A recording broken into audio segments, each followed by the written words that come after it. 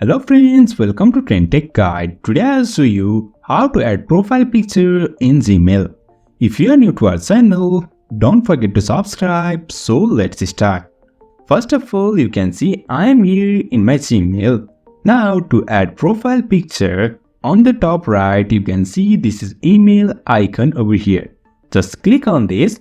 And now over here on this icon, here is pencil icon over here. Just click on this and now scroll down a bit and over here is add profile picture.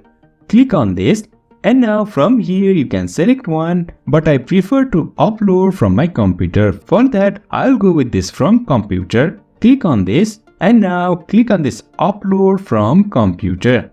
And over here you can see here is multiple pictures. I'll select one.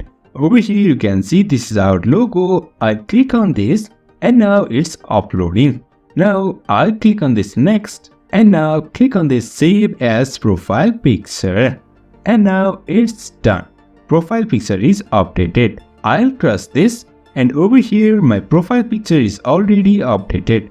So in this way we can add profile picture on Gmail. So if you find this helpful, don't forget to subscribe. Have a good time.